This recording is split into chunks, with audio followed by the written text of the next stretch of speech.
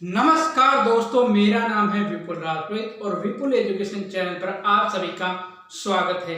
दोस्तों, रीट शिक्षक भर्ती 2020 में एसएस यानी सामाजिक अध्ययन की स्पेशल क्लासेस चल रही है, जिसके तहत हम जो है यूनिट नंबर 2 पढ़ रहे हैं। यूनिट नंबर 2 में हम पढ़ रहे हैं मौर्यकाल और मौर्यकाल में हम पढ़ रहे हैं अशोक का सामान्य परिचय और कलिंग युद्ध हमने की चर्चा कर ली थी। आज हम जो है अशोक के अभिलेखों की चर्चा करेंगे।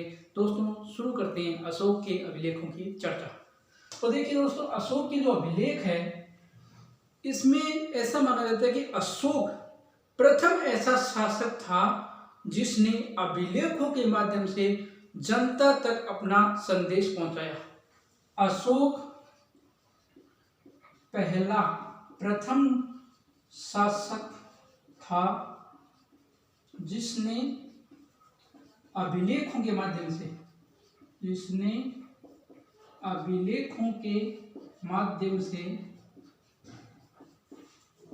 जो संदेश है वो जनता तक पहुंचाया, माध्यम से अपना संदेश जनता तक पहुंचाया,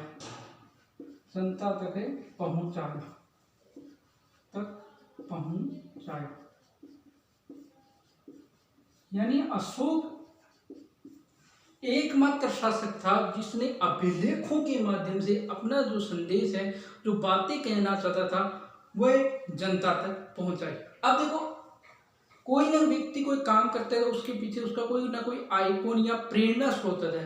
तो अभिलेखों की ये जो प्रेरणा है ये अशोक को मिली है। अशोक को ये अभिलेखों की प्रेरणा मिली थी। ईरान का एक बादशाह होता है, ईरान का बादशाह जिसका नाम था दाराफेस्ट या डेशियस से प्रेरणा मिली थी अभिलेखों की। यानी दाराफेस्ट या डेशियस ने जो है अभिलेखों के माध्यम से अपनी जनता तक संदेश पहुंचाया था। तो इसी की प्रेरणा से अशोक ने भी अभिलेख खुदवाए थे। तो इसका प्रेरणाकर्ता कौन है? दाराफेस्ट या डेशियस।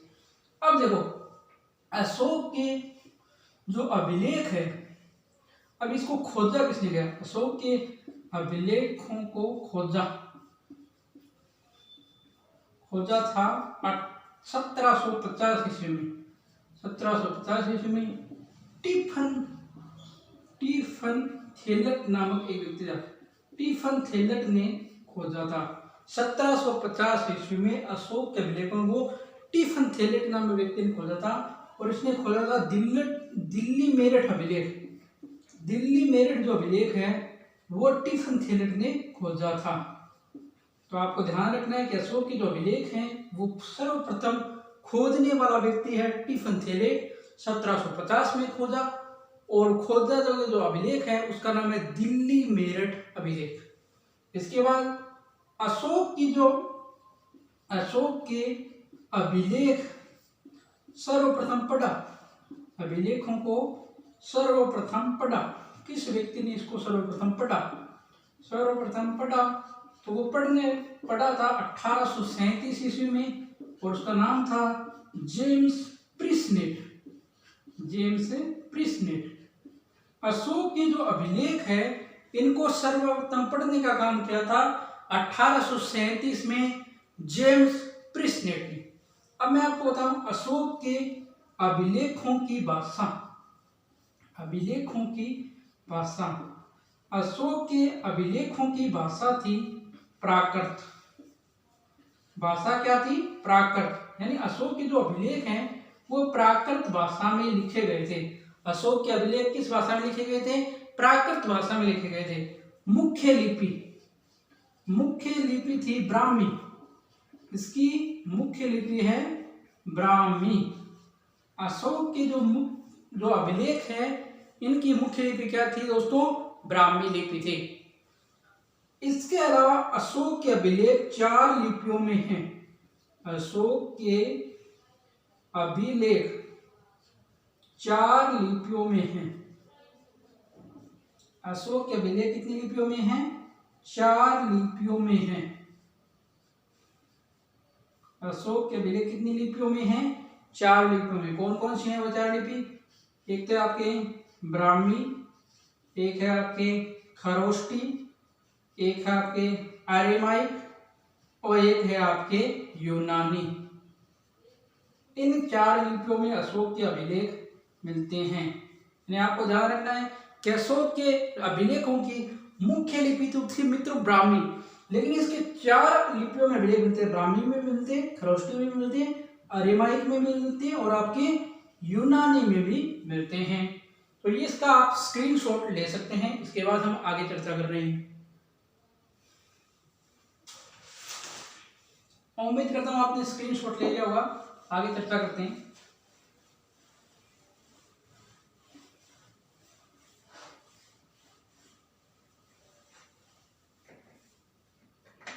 अब देखो, अशोक के जो 2 अभिलेख ऐसे हैं जो खरोष्टी लिपि में हैं।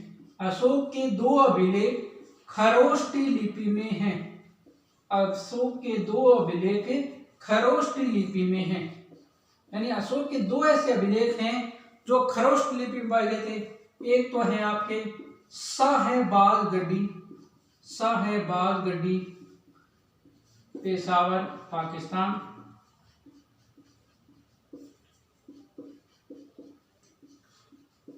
और एक है आपके मानसेहरा, ये भी हजारा पाकिस्तान में है। यानी अशोक के 2 अभिलेख जो कि खरोष्टी लिपि में लिखे गए थे, वो दोनों के दोनों वर्तमान में पाकिस्तान में स्थित हैं। इसके अलावा आपको ये जो खरोष्टी लिपि है, इसको पढ़ने का काम किया था 1840 में नेरिस नामक व्यक्ति ने। यानी 1840 में खरोष्टी लिपि को जो पढ़ने का कार्य है वो किसने किया था? नेरिस नामक व्यक्ति ने 1840 में इस खरोष्टी लिपि को पढ़ा था। इसके अलावा मित्रों, अरेमाइक जो लिपि है, अरेमाइक लिपि, इसमें 2 अभिलेख मिले हैं। अरेमाइक लिपि में लिखे हुए 2 अभिलेख हैं, एक तो आपके लगमान का और एक आपके तक्षशिला का। लगमान और जो तक्षशिला का अभिलेख है, ये अरेमाइक लिपि में लिखे गए हैं। लगमान और तक्षशिला का जो अभिलेख है वो आपके अरेमाइक लिपि में लिखे गए हैं। एकमात्र द्विलिपि में लिखा गया अभिलेख, एकमात्र द्विलिपि अभिलेख अशोक का एकमात्र ऐसा अभिलेख है जिसमें 2 लिपियों का प्रयोग किया गया है। उस अभिलेख का नाम है शेर-ए-पूना। वो आपके है कंधार अफगानिस्तान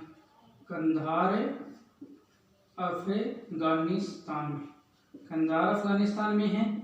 और ये जो है, ये 2 लिपि है, एक तो अरेमाइक और एक आपके यूनानी में। ये 2 लिपियों में लिखा गया। अशोक का द्विलिपि अभिलेख जो है शेर-ए-पूना कंधार अफगानिस्तान में, 2 लिपियों में, एक तो अरेमाइक और एक आपके यूनानी में। इसके अलावा एक अभिलेख, एकमात्र लेखक है चापडक का उल्लेख मिलता है। यानी एकमात्र लेखक चापडक का उल्लेख भी अशोक के अभिलेखों में मिलता है। यानी अशोक की जो अभिलेख है, इसमें एकमात्र चापडक नामक लेखक का उल्लेख मिलता है। इसके अलावा जो आपके कौशाम्बी लघु स्तंभ लेख है, कौशाम्बी लघु स्तंभ लेख से अशोक की पत्नी कारुआ की और पुत्र तीवर का उल्लेख मिलता है। यानी अशोक के एकमात्र पत्नी कारुआ की और एकमात्र पुत्र तीवर का उल्लेख मिलता है। एकमात्र पुत्र तीवर का उल्लेख मिलता है। इसके अलावा अशोक के रूमनदेही अभिलेख से आर्थिक क्रियाओं की जानकारी मिलती है। आर्थिक क्रियाओं की जानकारी, अशोक का जो रूमनदेही अभिलेख है, इससे किसकी जानकारी मिलती है? आर्थिक क्रियाओं की जानकारी रूमनदेही अभिलेख से मिलती है। अंतिम बात, अशोक की सबसे प्रचलित जो नाम है अभिलेखों में, प्रचलित नाम वो है देवनाम प्रियदर्शी। देवनाम प्रियदर्शी जो है वो सबका सबसे प्रचलित नाम पाया गया है अभिलेखों में। तो मित्रों, आज हमने अशोक के अभिलेखों पर चर्चा की। उम्मीद करता हूँ आपको आज की क्लास पसंद आई। वीडियो अच्छा लगा, वीडियो को जरूर लाइक करें, शेयर करें, कमेंट करें। चैनल को आपने अभी तक सब्सक्राइब नहीं किया है, प्लीज चैनल को सब्सक्राइब करके बेल आइकन को प्रेस करें। धन्यवाद दोस्तों। जय हिंद, जय भारत, घर रहें, स्वस्थ रहें।